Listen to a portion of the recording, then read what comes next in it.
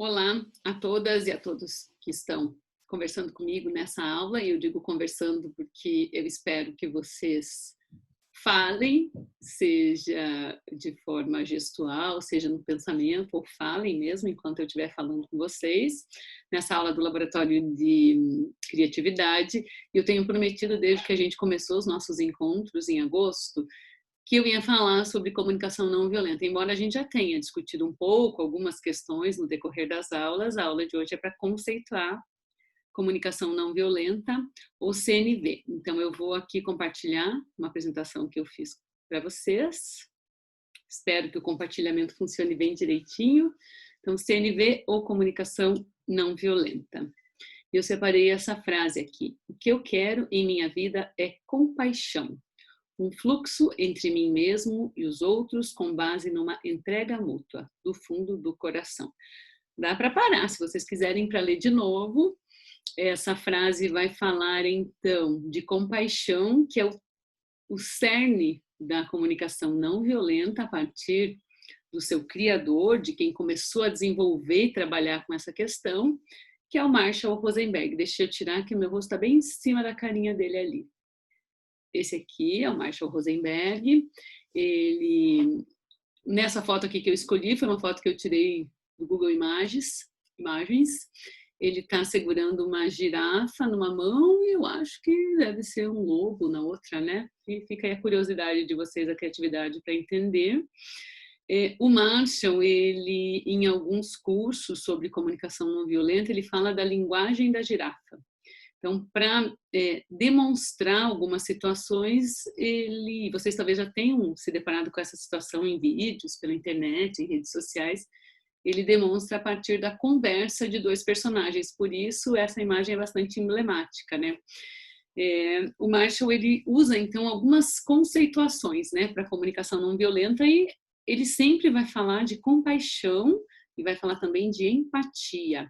Ele vai dar como sinônimo da comunicação não violenta a comunicação compassiva e vai pensar que é uma relação de parceria e cooperação. Então, compassividade, cooperação, empatia e compaixão aliadas à comunicação, embora ele diga que é possível ter uma relação de comunicação não violenta sem se falar uma palavra, né? Então pode ser verbal ou não verbal. Aqui são os elementos, quando a gente vai conhecer o livro dele, que trabalham com essas questões, né?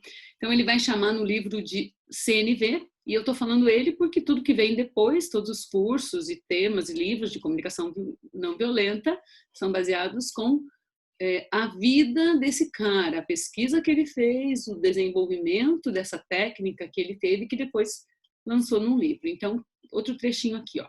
A CNV se baseia em habilidades de linguagem e comunicação, que fortalecem a capacidade de continuarmos humanos, mesmo em condições adversas. Ela não tem nada de novo. Tudo que foi integrado à CNV já era conhecido havia séculos.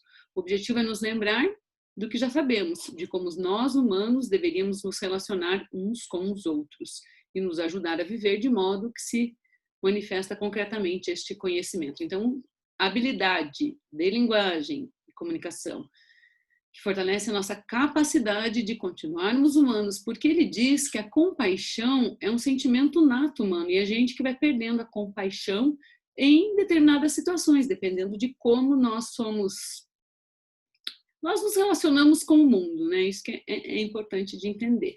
E ele diz que a gente tem que lembrar de como é que nós humanos deveríamos nos relacionar uns com os outros, mesmo em condições adversas, e que isso vai nos ajudar a viver melhor. Quem foi, então, Marshall Rosenberg?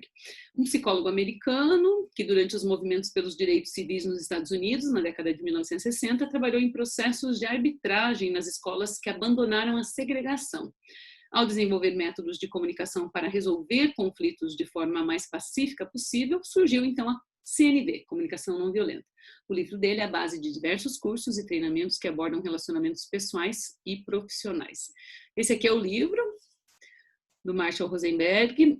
Nós vamos ler esse livro para a próxima aula, então eu vou tentar que essa aula seja mais curtinha, para sobrar um tempinho para vocês irem olhar um capítulo do livro, que é um capítulo específico de comunicação, com todo cuidado. Então, sempre que ouvirem falar de CNV, lembrem do Marshall. Rosenberg levou sua técnica para guiar a resolução de conflitos em mais de 65 países. Até antes de morrer, em 2015, atuou em Israel e Palestina, na Sérvia, Croácia e Ruanda. E ele desenvolveu como base da CNV a empatia. É muito interessante pensar que o Marshall, ele era procurado por muita gente. Quando alguém ouvia falar da comunicação não violenta e tinha um conflito para ser resolvido logo na sequência, pedia ajuda, né? Pedia apoio.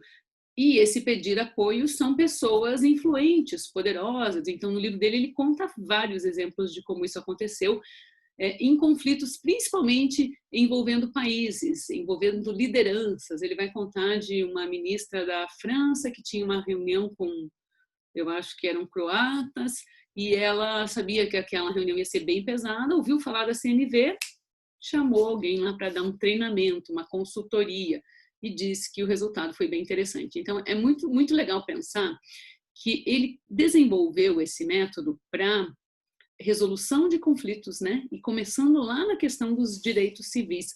Pensem vocês que as pessoas de cor preta não podiam estudar nas escolas dos Estados Unidos, até que um determinado momento, depois, né, de muita luta, muita batalha, foram autorizados a estudar em escolas que recebessem pessoas brancas e pessoas pretas, não as escolas segregadas, né, que pretos só estudavam naquelas escolas e brancos nas outras.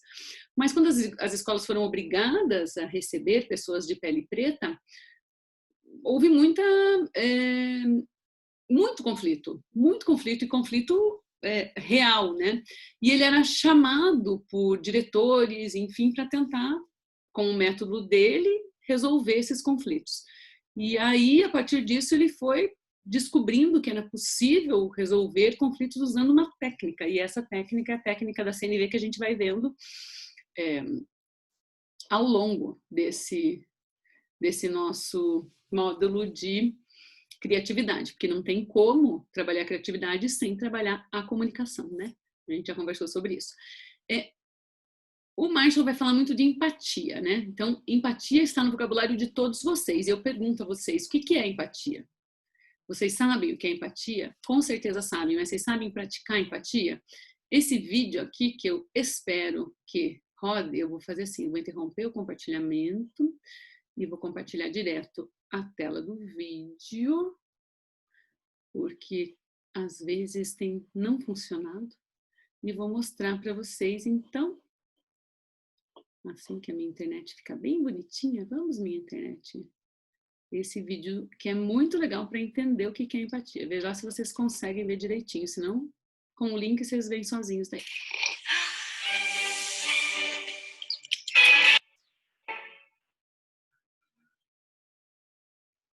So what is empathy, and why is it very different than sympathy? Empathy fuels connection. Sympathy drives disconnection. Empathy, it's very interesting. Teresa Wiseman is a nursing scholar who studied professions, very diverse professions where empathy is relevant, and came up with 4 qualities of empathy. Perspective taking, the ability to take the perspective of another person or recognize their perspective as their truth. Staying out of judgment, not easy when you enjoy it as much as most of us do. Recognizing emotion in other people and then communicating that. Empathy is feeling with people. And to me, I always think of empathy as this kind of sacred space when someone's kind of in a deep hole and they shout out from the bottom and they say, I'm stuck, it's dark, I'm overwhelmed. And then we look and we say, hey, you climb down. I know what it's like down here, and you're not alone. Sympathy is, ooh, it's bad, no, you want a sandwich? Empathy is a choice, and it's a vulnerable choice, because in order to connect with you, I have to connect with something in myself that knows that feeling. Rarely, if ever, does an empathic response begin with at least. Yeah. And we do it all the time, because you know what? Someone just shared something with us that's incredibly painful, and we're trying to silver lining it. I don't think that's a verb, but I'm using it as one. We're trying to put the silver lining around it. So I had a miscarriage. At least you know you can get pregnant. I think my marriage is falling apart. At least you have a marriage. John's getting kicked out of school. At least Sarah is an A student. But one of the things we do sometimes in the face of very difficult conversations is we try to make things better. If I share something with you that's very difficult, I'd rather you say, I don't even know what to say right now. I'm just so glad you told me. Because the truth is, rarely can a response make something better. What makes something better is connection.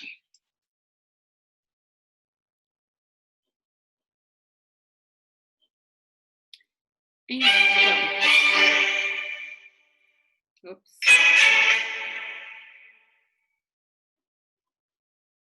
Esse é um dos vídeos que eu mais gosto e que, desde que eu vi pela primeira vez, fiquei encantada, porque a gente precisa refletir e, às vezes, algumas comunicações simples como essa nos dão situações que a gente pode parar para pensar, né? Quantas vezes a gente não tinha o que falar a respeito de uma situação que um amigo, uma pessoa do trabalho, alguém da família estava passando, e a gente acabou falando da gente, né? Então, empatia é colocar-se no lugar do outro, mas é ouvir.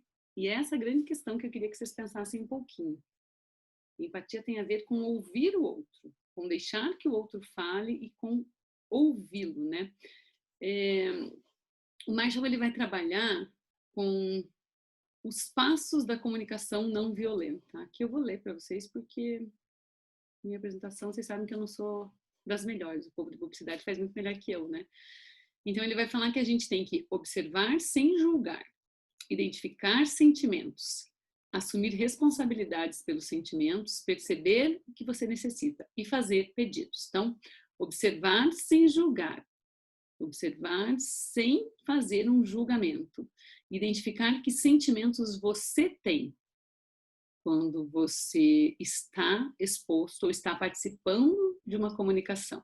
Assumir responsabilidades pelos seus sentimentos. Perceber o que você necessita e fazer pedidos. Eu vou deixar um link de um vídeo para vocês assistirem depois, que está ali nas referências desse PDF,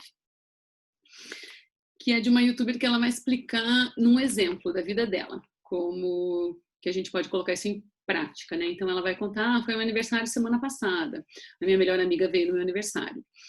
De repente, no meio da festa, eu olhei, cadê? Ela tinha ido embora. Ela tinha ido embora. Quando eu observei que ela tinha ido embora, eu fiquei muito brava. Eu fiquei muito chateada. Então, assim, observei o que aconteceu, ela foi embora. E eu fiquei muito chateada, porque ela foi embora sem falar comigo. Assumir a responsabilidade pelos seus sentimentos, perceber o que você necessita. E o que eu necessitava nesse momento? Eu necessitava que ela tivesse me dito que ia embora e por que ela estava indo embora, né?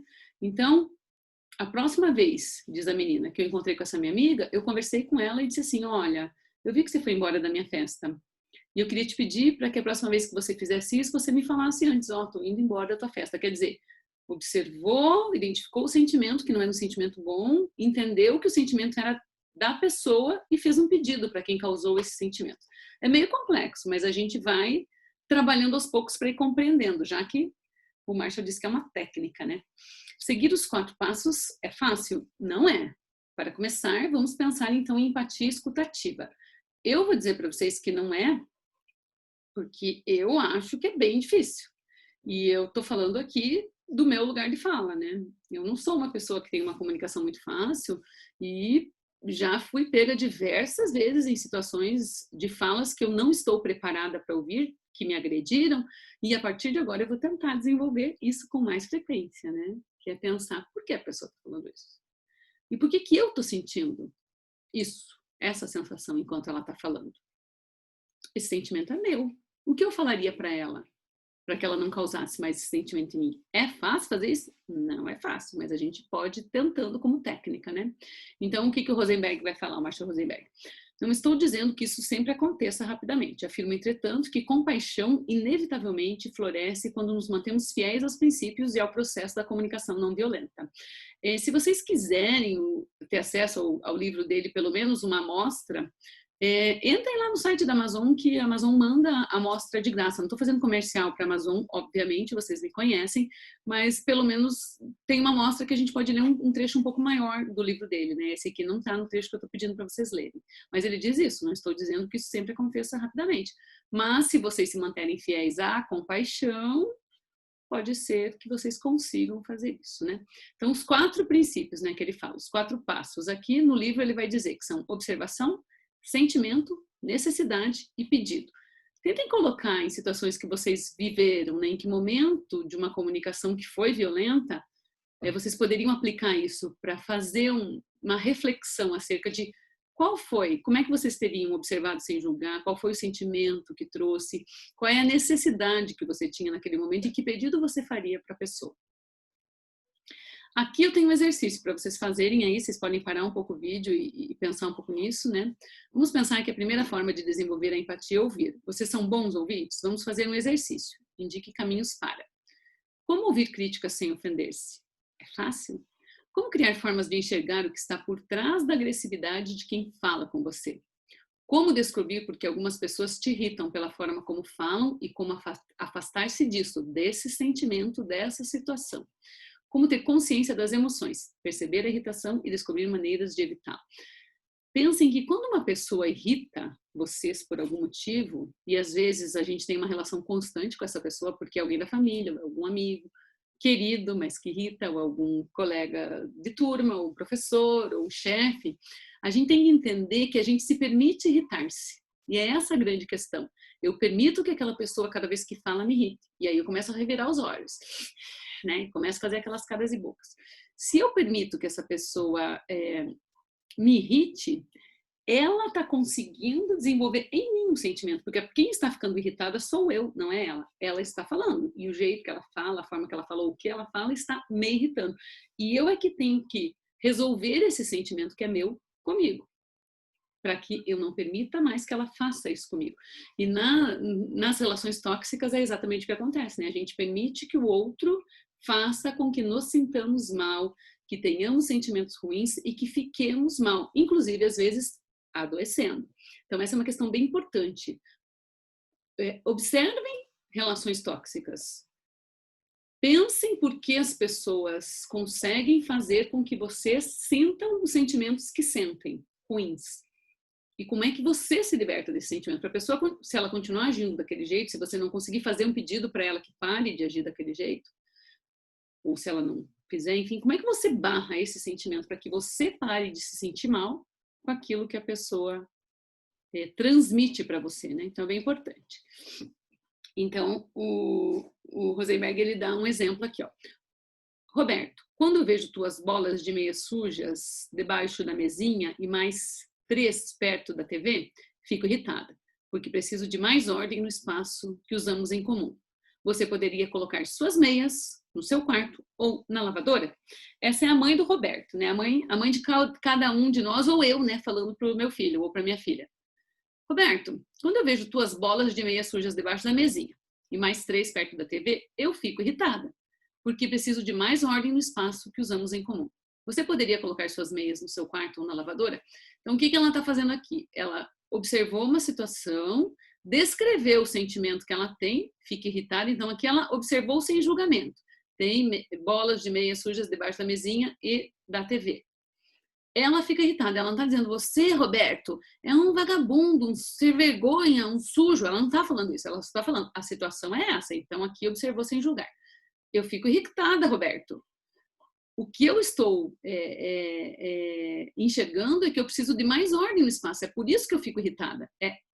Essa falta de ordem está me causando irritação por causa das tuas meias.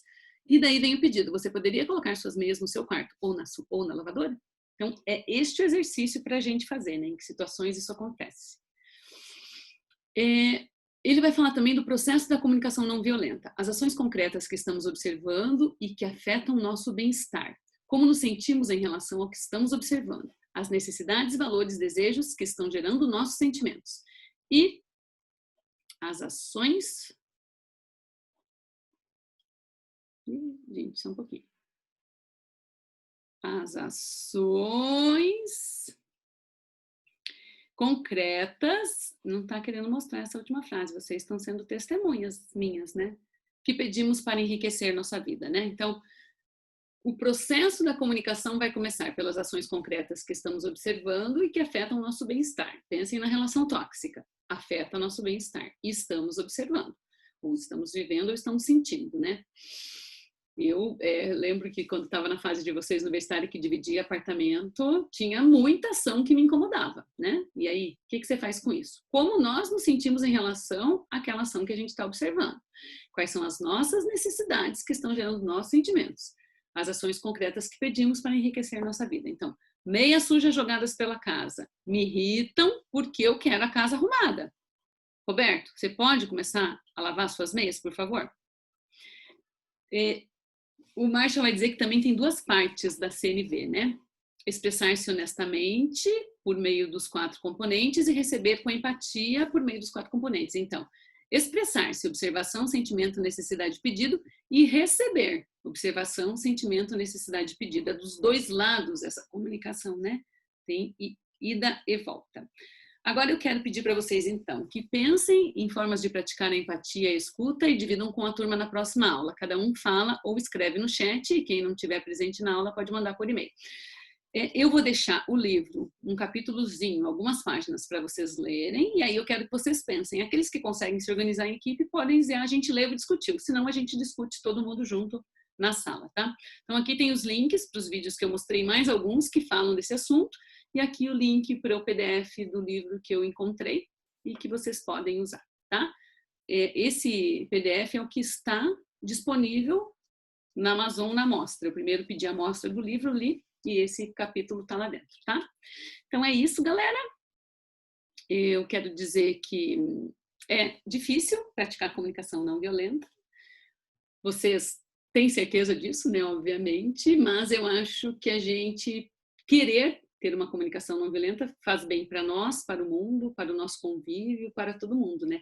E dessa aula que eu queria que ficasse é um pouco da coisa da compaixão e da empatia, pensando que tem a questão da fala, da comunicação, mas tem muito a questão do ouvir. Sempre que alguém vem com a gente por um problema, apresentar um problema, e a gente diz, mas eu também já vivi isso, eu já não ouvi a pessoa, né?